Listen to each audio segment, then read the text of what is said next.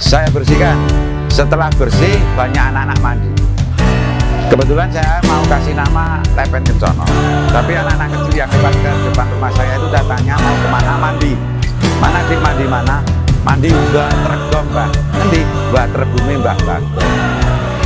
Jadi Mbah Tregong itu Mbah Terbumnya Mbah Bagong.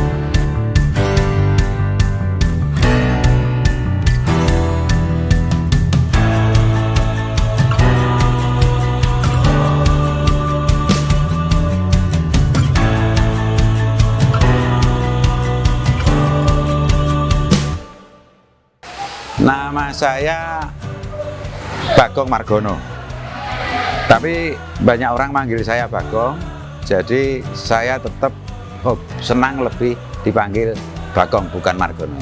Lokasinya di Busur, Karanglo, Pulan Harjo, dan panjang sungai ini adalah 200 meter kurang lebih.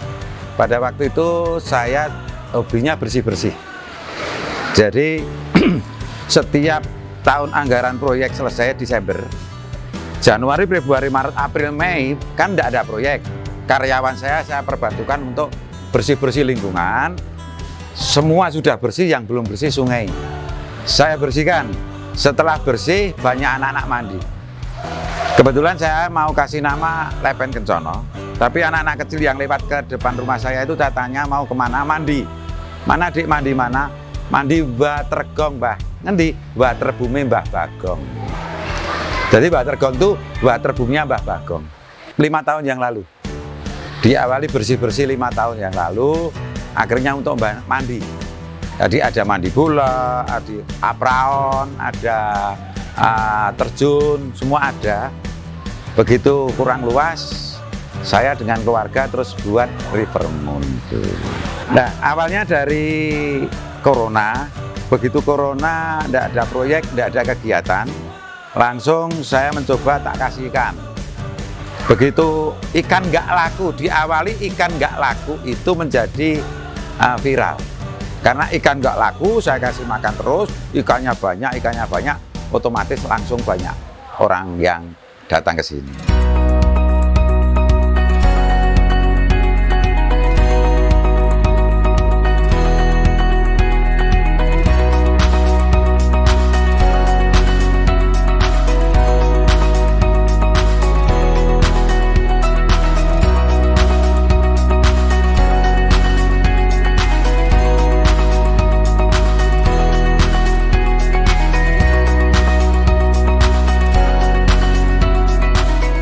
Sebetulnya yang namanya bisnis itu tidak semata-mata bisnis. Orang itu harus senang dulu. Saya di sini tidak cari profit awalnya, tapi senang. Begitu senang, berjalan dengan baik, akhirnya profit muncul. Begitu profit muncul, saya ngikuti pada orang-orang yang hadir ke sini. Minta apa? Pak Bagong, ini baiknya seperti ini, baiknya dikasih ini, baiknya gini, saya ikuti saja. Jadi saya mengikuti konsumen, bukan ide-ide saya murni. Banyak yang datang ke sini akhirnya bertanya yang namanya makanan, yang minuman itu ditanyakan. Termasuk pakan ikan. Ini banyak yang datang ke sini dengan gratis. Mereka tanya, Pak, ini saya seneng makan ikan, Pak. Jual pakan ikan enggak, Pak? Jual pakan ikan enggak? Itu. Akhirnya saya putuskan pakan ikan saya yang di bawah diambil anak-anak muda, dikemasi, dijual oleh pemuda-muda itu. Tetap yang mengelola murni saya, tapi untuk tenaga kerja dan parkir dan lain sebagainya adalah masyarakat lingkungan. Karena saya punya prinsip bahwa hidup itu harus bermanfaat bagi orang banyak. Kalau sudah bermanfaat bagi orang banyak, hidup itu akan tenang. Banyak orang memandang yang namanya ikan itu bagus, di sungai bagus, untuk usaha bagus. Tapi tidak begitu menurut saya. Menurut saya itu hidup ini adalah di sini bumi dipijak, di sana langit dijunjung. Makanya saya sering ngomong pada orang-orang yang datang ke sini nggak punya sungai, kamu jangan berpikir sungai, adanya apa kamu? Adanya batu, ya itulah batu dijadikan uang. Adanya pasir, lah di tempat kamu pasir, ya pasir dijadikan uang. Ya, jadi jangan terfokus pada kalau rumah Anda tidak ada air, Anda ke sini terus berpikir untuk berbuat seperti ini, jelas nggak mungkin.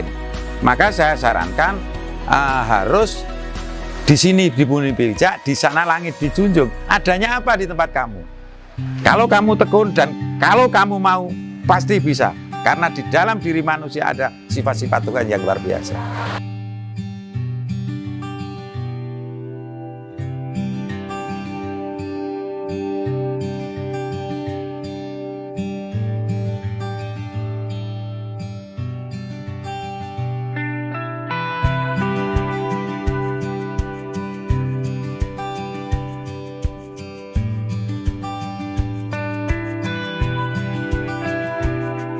Untuk bater gong ini saya serahkan pada anak saya, khususnya yang resto.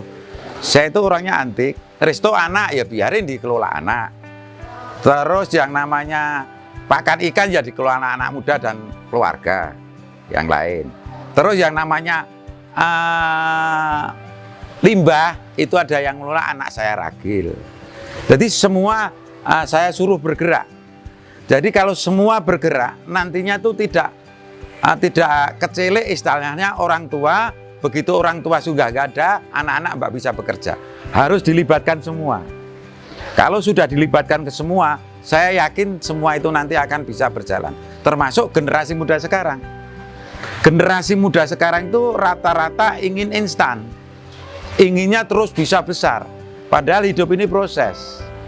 Jangan instan. Pekerjaan yang paling baik itu apa? Sering saya tanya. Mesti bilang pekerjaan yang paling baik adalah ini. No. Pekerjaan paling baik adalah pekerjaan yang kamu tekuni dengan baik. Maka ada pepatah mengatakan begini, gagal itu adalah sukses yang tertunda. Tapi ada kata, kalau kamu gagal di bidang peternakan, terus pindah, tidak tekun, ganti usaha yang lain, itu nggak akan sukses. Makanya pepatah yang mana gagal adalah sukses yang tertunda tidak akan terjadi. Harus ditekuni sampai akhir zaman. Pekerjaan yang baik, paling baik ditekuni. Makanya, wah kontraktor baik, wah jadi showroom baik, jadi gini baik. Ternyata ada orang ngumpulkan yang namanya kotoran kayak hewan saja miliarder. Ada jual bakso yang namanya bakso lapangan tembak saja miliarder. Jangan remehkan tukang bakso. Kalau kamu jual bakso, kamu tekuni dengan baik, otomatis kamu juga akan sukses. Begini, yang namanya bekerja itu harus fokus. Fokus lebih dulu, apa pekerjaan kamu. Begitu saya ternak ikan, siapa yang kamu ingat? Saya ternak ikan, saya ingat Habibie. Loh kok ingatnya Habibie bukan pesawat terbang? Iya, Habibie sering ngomong bahwa hidup ini pinter-pinterlah menaikkan nilai tambah. Apa maksudnya? Maksudnya begini, orang jual pakan ikan, dia pinter menaikkan nilai tambah dari yang namanya jagung dan katul, murah jadi pakan ikan, harganya jadi naik. Ternak ikan, saya menaikkan nilai tambah juga, dari pakan ikan yang 10.000 jadi daging, harganya sudah 30.000. Nah ini menaikkan nilai tambah. Begitu saya berpikir menaikkan nilai tambah, ternak ikan saya harus kasih pakan sebanyak-banyaknya. Begitu pakannya banyak, untung saya lebih banyak. Lah kebanyakan orang tidak berpikir seperti Habibie, dihitungnya waktu. Panennya berapa bulan Pak? 5 bulan. Kalau tidak dikasih makan, ya ora gede Pak. Itu sederhana sekali. Satu blok ini sepanjang kurang lebih 25 meter sampai 30 meter. Ini bibitnya 1 ton. Pakannya 1000 sak. Jadinya 30 ton. Tapi kalau saya coba bibitnya 1 ton, habisnya cuma 200 sak, itu hasilnya cuma 204 ton. Kalau 1000 sak jadi 30 ton. Tapi kelemahan di Indonesia khususnya petani ini kalah dengan tengkulak. Pada saat kita panen tidak ada yang ambil, itu sudah repot karena hidup. Hobi dulu dan bertahan, modalnya cukup.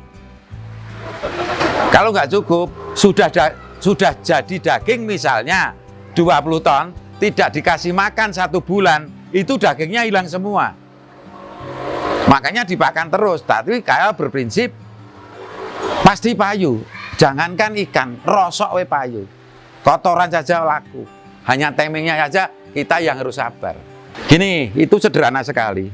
Generasi muda sekarang itu dari dulu, itu karena kita itu dijajah 350 tahun, ini sangat berpengaruh dengan generasi muda sekarang, yang notabene generasi muda itu inginnya menjadi pejabat, menjadi PNS. Gitu.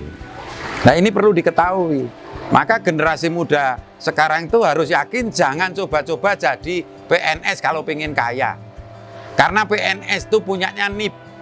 NIP itu singkatan Nrimo ing Pandum. Jangan sampai nanti jadi PNS kaya raya, nggak boleh. Karena sudah dihitung oleh negara, Mulyani sudah menghitung seorang ini gajinya sekian, seorang ini gajinya, seorang guru gajinya sudah dihitung. Maka harus yakin kalau punya NIP mesti saya tidak punya uang banyak. Supaya punya uang banyak generasi muda, tekunilah pekerjaan. Jangan besar-besar, dari kecil dulu, karena proses. Tidak ada tanpa proses. Anda lihat pohon itu kuat karena apa? Pohon ini kuat karena apa? Akarnya. Coba ini diangkat sama akarnya, terus ditanam di rumah, tumbang nggak? Tumbang. Pohon ini kuat karena ditempa oleh alam. Dari kecil sudah ditempa oleh alam, oleh angin. Maka generasi muda itu kalau ada masalah, kalau ada resiko-resiko tertentu, itu pendewasaan diri. Maka pohon itu dari kecil kena angin terus besar, kena angin besar nggak masalah, karena dari kecil sudah kena masalah. Maka jangan kaget kalau kamu punya masalah, banggalah bahwa kamu pendewasaan diri untuk sukses.